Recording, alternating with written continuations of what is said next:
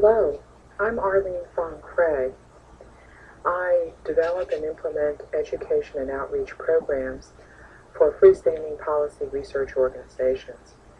I also manage conferences and publications production. My current work involves university-community partnerships, or sometimes they're called academic activist coalitions. And these are collaborative working relationships between a university or another institution of higher education and community-based organizations.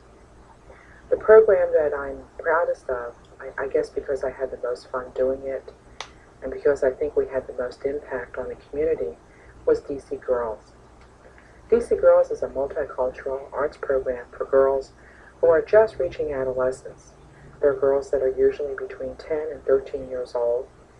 We targeted girls, particularly young girls who are African American or Latina, living in metropolitan Washington, D.C.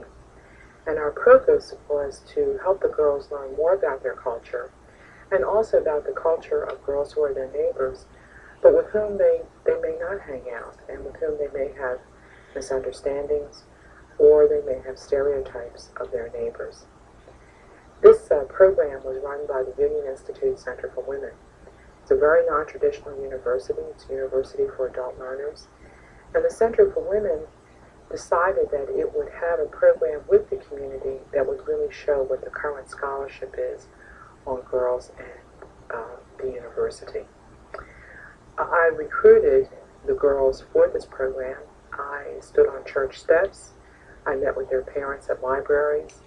And I also visited community-based organizations right on their home turf and persuaded them it was okay to let go of their babies and to be with us for this one-year program. We divided DC Girls into 3 sets of workshops. The first one was the tradition of quilts. There's an African American tradition for quilts and a Central and South American one. The arpilleras, which are the South American quilts, generally are much more political in nature, and they tell the story usually of political oppression in very clear terms. And they were often used as an expression of certain wrongs in the country which people do not have, when people do not have other outlets to express it.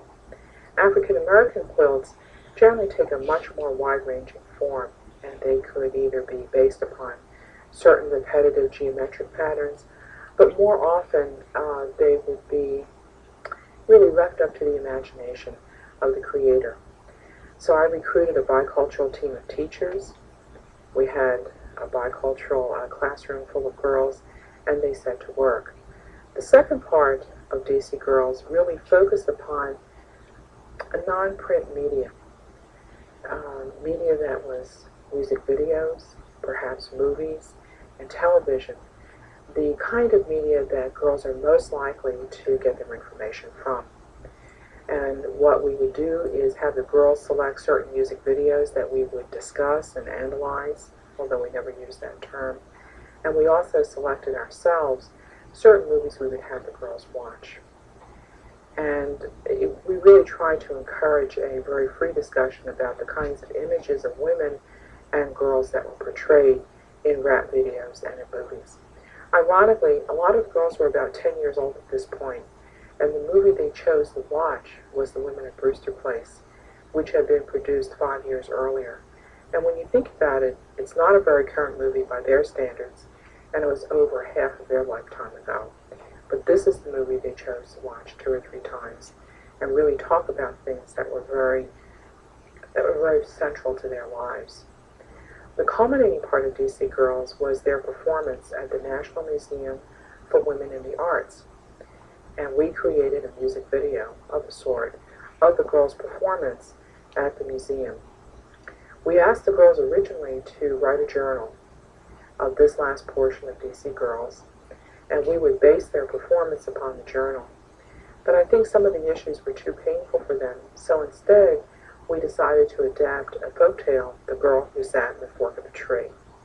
And so we had the girls make some of the sets. They were minimalist, but they made the tree and they made the doll, again following their own traditions, who sat in the fork of the tree. So we invited the parents and their families, and we had a wonderful performance at the museum. And afterwards, we had a reception for the girls. And out of this, we produced a 30-minute videotape, and we gave that to each of the girls. And I think I've discovered what I'd like to do in the next stage of my life. I really enjoyed being executive producer. It was fun. It was a great video. And we provided a service to the community. And that was DC Girls.